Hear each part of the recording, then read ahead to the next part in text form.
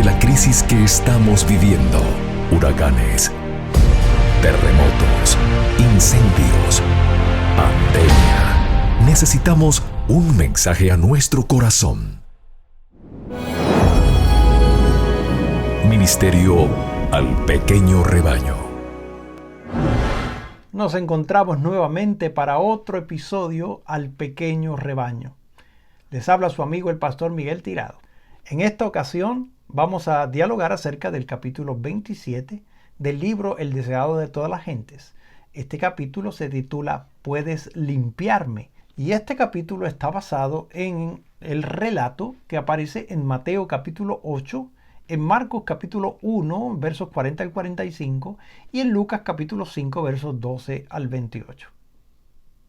Y me acompaña Pastor Orlando González. Qué privilegio poderles saludar y clamar a Dios en oración. Dios eterno, desciende para traer tu gloria en medio de nosotros y úngenos con tu Santo Espíritu. Amén. En el nombre de Jesús. Amén. La lepra era una de las enfermedades más temidas conocidas en el Oriente. Su carácter incurable y contagioso y sus efectos horribles sobre sus víctimas llenaban a los más valientes de temor. Entre los judíos era considerada como castigo por el pecado y por lo tanto se le llamaba el azote, el dedo de Dios. Profundamente arraigada, imposible de borrar, mortífera, era considerada como un símbolo del pecado. La ley ritual declaraba inmundo al leproso, como si estuviese ya muerto.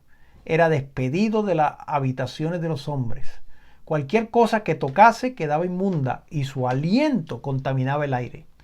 El sospechoso de tener la enfermedad debía presentarse a los sacerdotes, quienes habían de examinarle y decidir su caso.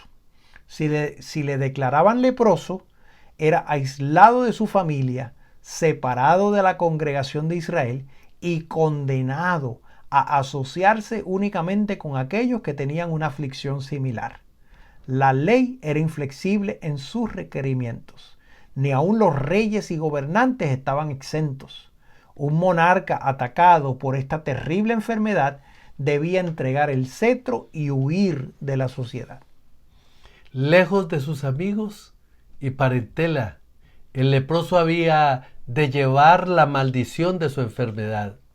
Estaba obligado a publicar su propia calamidad y rasgar sus vestiduras y hacerse resonar la alarma para advertir a todos que huyesen de su presencia contaminadora. El clamor, inmundo, inmundo, que en tono triste exhalaba el desterrado solitario, era una señal que se oía con temor y aborrecimiento. En la región donde se desarrollaba el ministerio de Cristo había muchos enfermos tales a quienes le llegaron nuevas de la obra que él hacía y vislumbraron un rayo de esperanza. Pero desde los días del profeta Eliseo no se había oído nunca que sanara una persona en que se declaraba esa enfermedad. No se atrevían a esperar que Jesús hiciese por ellos lo que por nadie se había hecho. Sin embargo, hubo uno en cuyo corazón empezó a nacer la fe, pero no sabía cómo llegar a Jesús. Privado como se hallaba de todo trato con sus semejantes, ¿cómo podía presentarse al sanador? Y además se preguntaba si Cristo le sanaría a él. Se rebajaría hasta fijarse en un ser de quien se creía que estaba sufriendo un castigo de Dios.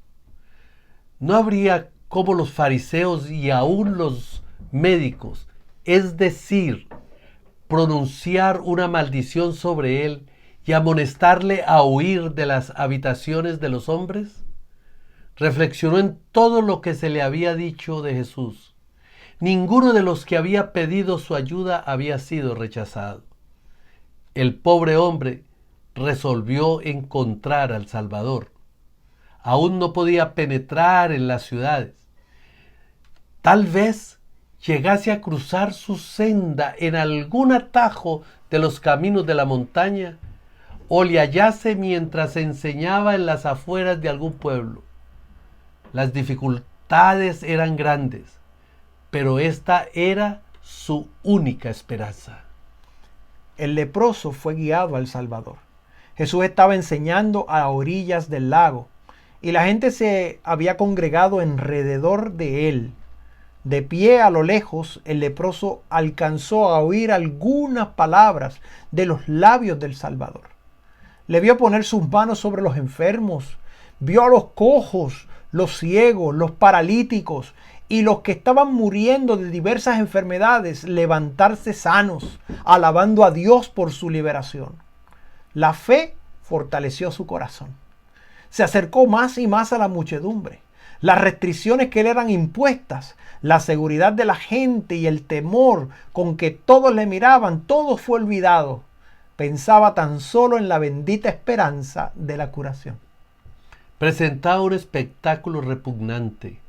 La enfermedad había hecho terribles estragos. Sus cuerpos decadentes ofrecían un aspecto horrible. Al verle, la gente retrocedía con terror. Se agolpaban unos sobre otros en una ansiedad de escapar de todo contacto con él. Algunos trataban de evitar que se acercara a Jesús, pero en vano. Él ni los veía ni los oía. No percibía tampoco sus expresiones de horror. Veía tan solo al Hijo de Dios. Oía únicamente la voz que infundía vida a los moribundos. Acercándose con esfuerzo a Jesús, se echó a sus pies clamando: Señor, si quieres, puedes limpiarme. Jesús replicó: quiero, sé limpio, y puso la mano sobre él. Inmediatamente se realizó una transformación en el leproso. Su carne se volvió sana. Los nervios recuperaron la sensibilidad. Los músculos la firmeza. La superficie toscosa, escamosa, propia de la lepra, desapareció y la reemplazó un suave color rosado, como el que se nota en la piel de un niño sano. Jesús encargó al hombre que no diese a conocer la obra en él realizada, sino que se presentase inmediatamente como una ofrenda al templo. Semejante ofrenda no podía ser aceptada hasta que los sacerdotes le hubieran examinado y declarado completamente sano de la enfermedad. Por poca voluntad que tuviese para cumplir este servicio, no podía eludir el examen y la decisión del caso. Las palabras de la Escritura demuestran que con urgencia Cristo recomendó a este hombre la necesidad de callar y obrar prontamente. Entonces le apercibió y despidiéndole luego, y le dice: mira, no digas a nadie nada, sino ve, muéstrate al sacerdote y ofrece por tu limpieza lo que Moisés mandó para que testimonio a ellos. Si los sacerdotes hubiesen conocido los hechos relacionados con la curación del leproso, su odio hacia Cristo podría haberlos inducido a dar un fallo falto de honradez.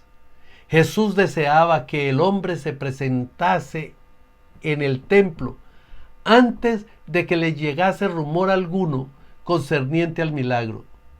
Así podría obtener una decisión imparcial y el leproso sanado tendría permiso para volver a reunirse con sus familias y sus amigos. Jesús tenía otros objetos en vista al recomendar silencio al hombre.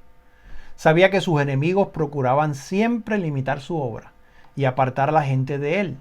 Sabía que si se divulgaba la curación del leproso, otros aquejados por esta terrible enfermedad se agolparían alrededor de él y se haría correr la voz de que su contacto iba a contaminar a la gente. Muchos de los leprosos no emplearían el don de la salud en forma que fuese una bendición para sí mismos y para otros. Y al atraer a los leprosos en derredor suyo, daría ocasión de que se le acusase de violar las restricciones de la ley ritual. Así quedaría estorbada su obra de predicar el Evangelio. El acontecimiento justificó la amonestación de Cristo. Una multitud había presenciado la curación del leproso y anhelaba conocer la decisión de los sacerdotes.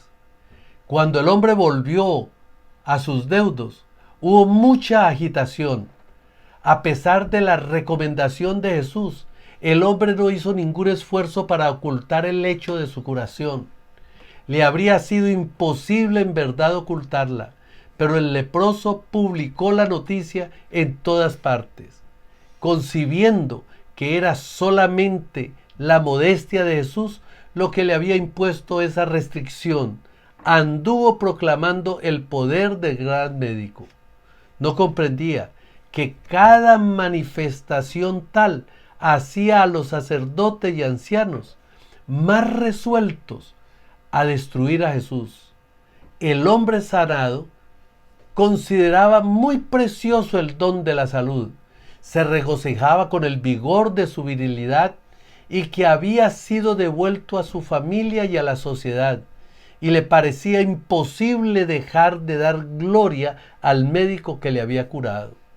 Pero su divulgación del asunto estorbó la obra del Salvador, hizo que la gente acudiese a él en tan densas muchedumbres que por un tiempo se vio obligado a suspender sus labores.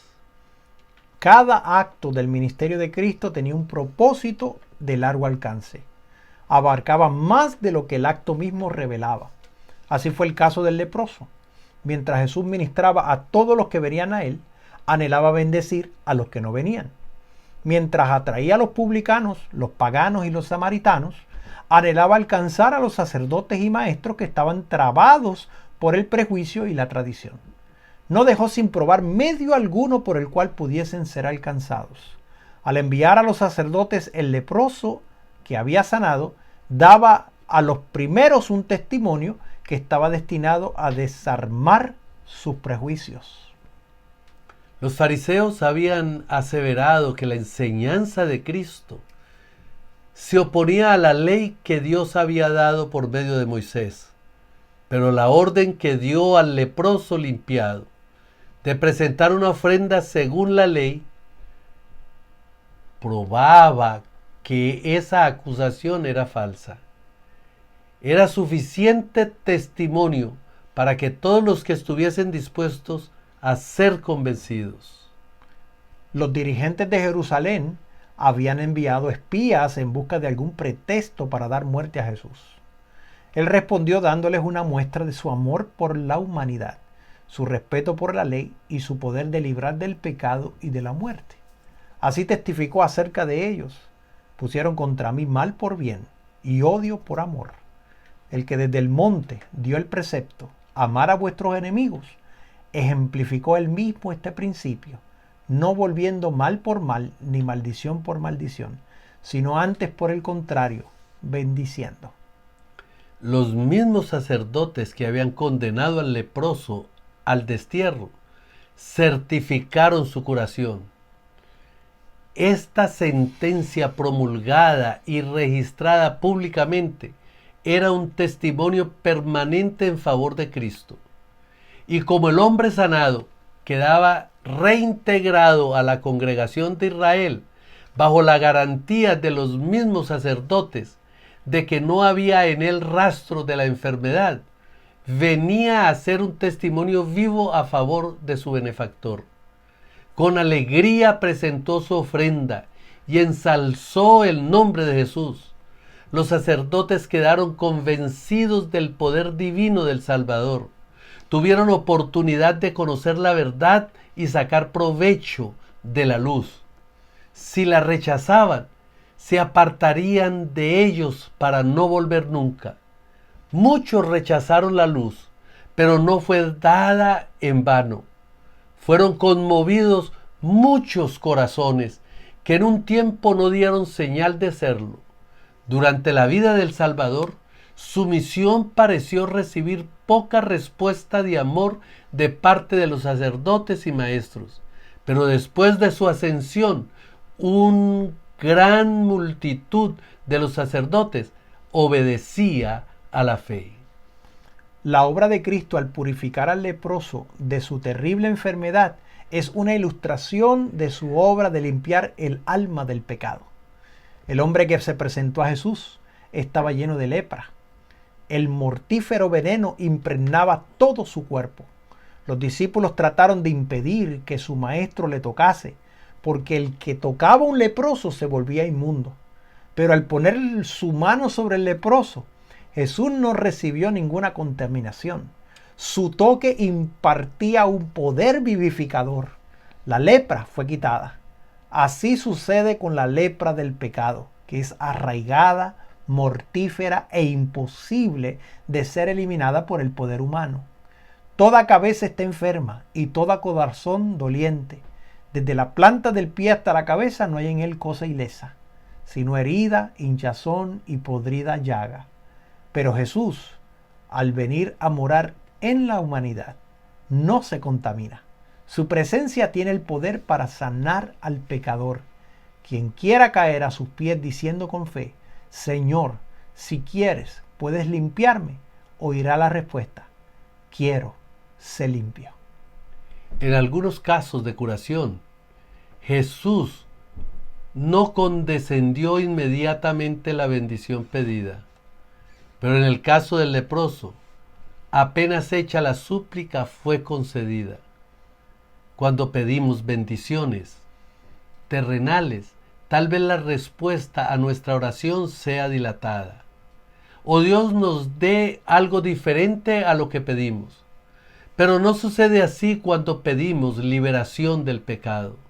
Él quiere limpiarnos del pecado, hacernos hijos suyos y habilitarnos para vivir una vida santa. Cristo se dio a sí mismo por nuestros pecados para liberarnos de este presente siglo malo, conforme a la voluntad de Dios y Padre nuestro.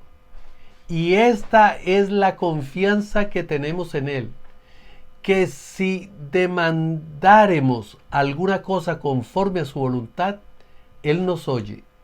Y si sabemos que Él nos oye en cualquier cosa que demandáremos, sabemos que tenemos las peticiones que le habíamos demandado. Si confesamos nuestros pecados, Él es fiel y justo para que nos perdone nuestros pecados y nos limpie de toda maldad. Querido amigo que nos escucha, Él, nuestro Señor, es nuestro sanador. No solo nuestro sanador, sino aquel que nos libera de nuestros pecados. Él anhela hoy limpiarnos y darnos vida eterna. Abramos nuestro corazón y de manera humilde busquémosle. No hay otra salida. Solo Él puede sanar y solo Él puede liberarnos del pecado. Amén. Y solo Él puede darnos vida eterna. Amén. Y dejemos que su toque transforme y nos dé vida de acuerdo a su gloria y a su bondad. Te invito para que sellemos pacto con el Señor a través de la oración. Oremos. Amoroso Padre, nos acercamos a ti con un clamor, pidiendo que si tú deseas, puedes limpiarnos. Y sabemos que si pedimos conforme a tu voluntad, tú nos oyes. Y si sabemos que tú nos oyes, cualquier cosa que pidiéramos será hecha. Por lo tanto, podemos escuchar tu voz donde tú nos dices, quiero ser limpio. Gracias por limpiarnos del pecado, por limpiarnos de aquello que nos destruye, que nos enferma. Señor, gracias, confiando en que estás obrando en muchos corazones. Te lo pedimos en el nombre de Jesús. Amén. Amén. Te invito a compartir este mensaje con tus amigos. Esto ha sido un mensaje al pequeño rebaño. Dios te bendiga. Bendiciones.